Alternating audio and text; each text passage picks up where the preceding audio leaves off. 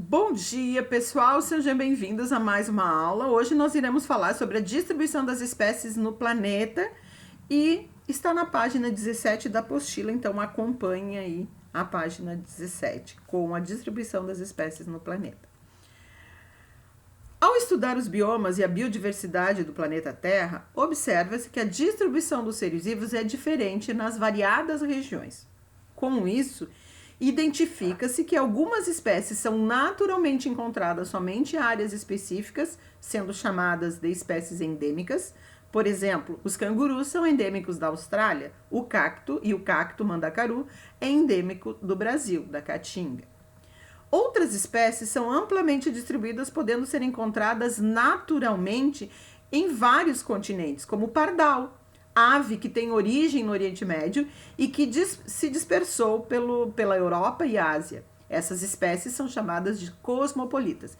Então aqui nós temos dois conceitos importantes. As espécies endêmicas são aquelas que a gente encontra em uma área específica, como o canguru na Austrália e o cacto mandacaru na Caatinga brasileira. Outras, então essas são espécies endêmicas, são específicas de um determinado local. Outras espécies, como as cosmopolitas, elas são encontradas em vários biomas do mundo inteiro. Então, a gente encontra essas em várias regiões. Então, são as chamadas cosmopolitas. Aí, o exemplo do pardal, uma espécie de pássaro encontrado em diversas regiões do mundo. É uma espécie cosmopolita. Existem biomas bastante amplos, com características semelhantes, mas que, mesmo assim, apresentam espécies diferentes. Então, por que algumas espécies são encontradas naturalmente apenas em uma região e outras estão presentes em várias partes do mundo? Por que certas espécies que ocorrem em determinado lugar não aparecem em outros lugares, mesmo com semelhantes? Essas espécies são condições climáticas, que é o caso do urso polar, que ocorre no Ártico, mas não na Antártica. Então, o ambiente é muito parecido, as condições são muito parecidas, só que ele não se encontra nessas regiões. Encontrar a resposta por que disso, para que essas outras questões somente é possível estudando espécies atuais e extintas, a história da Terra e as modificações que ocorrem no planeta com o passar de milhões de anos. É o que a gente chama de biogeografia, é aí que a gente estuda a biogeografia. A biogeografia é uma área da ciência que estuda a distribuição geográfica das espécies, ou seja, como se distribuem as espécies pelo planeta ao longo do tempo. Então, vida, geografia, como as espécies se distribuem ao longo do tempo. A distribuição geográfica dos organismos é influenciada por muitos fatores, incluindo a teoria da deriva continental, ou seja, o movimento dos continentes durante o passar do tempo. Os continentes são partes de grandes placas da crosta terrestre, litosfera, que se apoiam sobre o manto e se movimenta muito lentamente, né? O manto é o que são rochas derretidas, né? O que seria a teoria da deriva continental? Ela foi estabelecida pelo alemão Alfred Wegener, né? 1880 a 1930, ele foi um meteorologista e pesquisador da natureza, além de um dos primeiros cientistas a suspeitar de que os continentes se moviam uns em relação aos outros. Ele morreu de hipotermia em uma missão de exploração na Groenlândia, em 1930. Então, esse aí foi um dos primeiros a falar sobre essa teoria da deriva continental, né? E aqui nós temos, então, na página 18 vocês vão ter também, né, os continentes, como era a Pangeia, era um único continente, né? Depois eles se dividiram, né? Foi se afastando, ó. Há 250 milhões de anos, esses movimentos reuniram todos os continentes em um só. A Pangeia. Então, primeiro a Pangeia. Também havia um único oceano, chamado Pantalassa. Há cerca de 200 milhões de anos, a Pangeia começou a se dividir. E ao longo do tempo, ela foi se dividindo. Em milhões de anos, esse continente único se fragmentou e os blocos continentais foram se afastando, formando inicialmente outros dois continentes, um ao norte, denominado Laurásia, e outro ao sul, denominado Gondwana. até que se atingiu a distribuição dos continentes que temos atualmente. Alguns dos fatores, e aí nós temos aqui, né, a Pangeia, um único continente, no caso, somente um oceano. Depois nós temos aqui Laurásia e Gondwana, e depois o mundo moderno, como está distribuído hoje, né? E aqui, a imagem a seguir representa alguns fósseis encontrados em diferentes continentes, sugerindo uma proximidade entre essas regiões no passado, né? Então, aí nós temos. Continuando, então, aí está mostrando os continentes e os animais que existiam nos antigos, né? Antes deles terem separados. Depois foi separando e aí a gente observa fósseis de alguns animais em outras regiões. As placas tectônicas, né? Falando um pouquinho aí sobre as placas tectônicas. Desde o início da teoria da deriva continental, considerou-se que o planeta Terra é dinâmico e está em constante movimento, mas faltava explicar como se dá essa transformação dos continentes.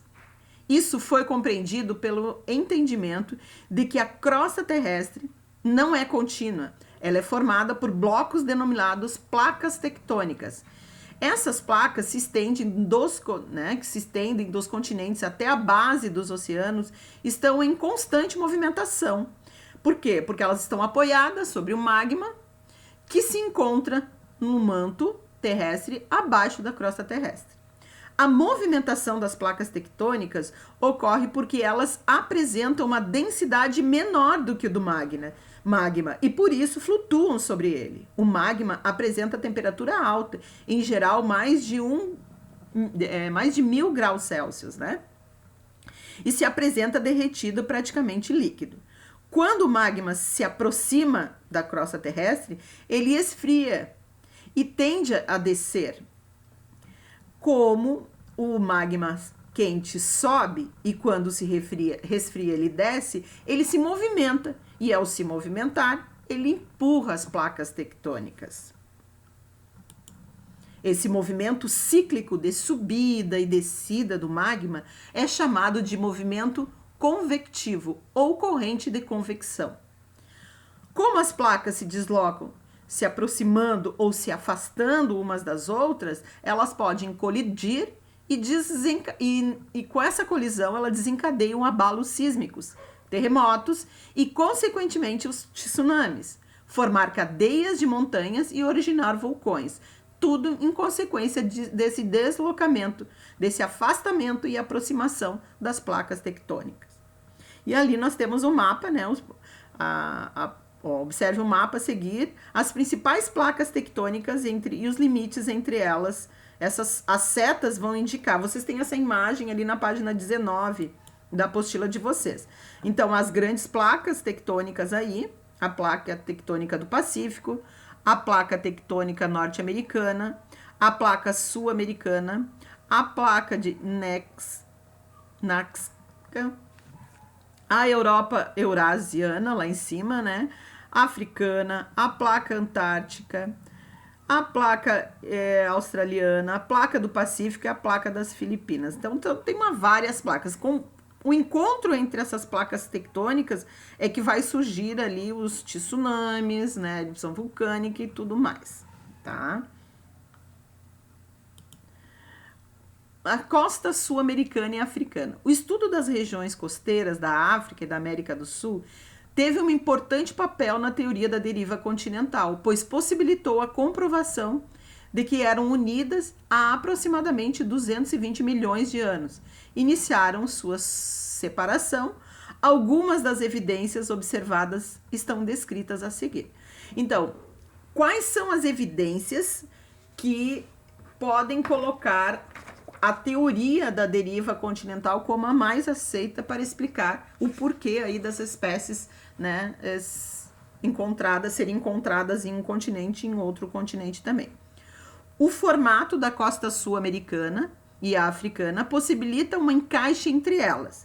Desse modo, toda parte da costa que hoje corresponde ao Brasil provavelmente já foi conectada à que atualmente corresponde à costa dos países africanos. Aí tá mostrando a imagem ali, a costa do Brasil e a costa da África ali, que são perfeitamente encaixadas. Uma das evidências que comprova aí a teoria da deriva continental. As regiões costeiras brasileiras e africana apresentam formações rochosas semelhantes em vários pontos onde essas regiões estavam encaixadas. Por exemplo, a região sul do Brasil apresenta várias formações de rochas basálticas. E nas regiões próximas ao litoral da Namíbia, onde as costas, na África, no caso, onde as costas estavam teoricamente unidas no passado, também são encontradas grandes formações rochosas basálticas, como a imagem a seguir. Ó, aí nós temos a costa do Brasil, em Torres, e a costa da Namíbia, na África. Então, são basálticas, de formação basáltica, são muito semelhantes. Evidências aí comprovam a teoria da deriva continental. Existem vários fósseis também de espécies e animais e vegetais que são encontrados nos continentes sul-americano e africano e que não teriam condições físicas de ter atravessado o Oceano Atlântico. Assim, conclui-se que habitaram essas regiões no período em que os continentes poderiam estar ligados. E aqui nós temos o exemplo. O mesossauro, né, que é essa espécie de réptil aqui, de água doce, ele não poderia ter atravessado todo o Oceano Atlântico aqui até chegar na América do Sul. Então, mais uma evidência daí da teoria da deriva continental. Foi encontrado fósseis na África e foram encontrados fósseis aqui na América do Sul também. A separação da América do Sul e da África possibilitou o surgimento do Oceano Atlântico, o que levou milhões de anos para acontecer. Ela deve ter ocorrido simultaneamente em toda a sua extensão e a análise levam a entender que o último elo físico entre os continentes se rompeu há cerca de 100 milhões de anos, na região onde hoje corresponde a Paraíba e ao Rio Grande do Norte, uma porção brasileira e a Nigéria na parte africana.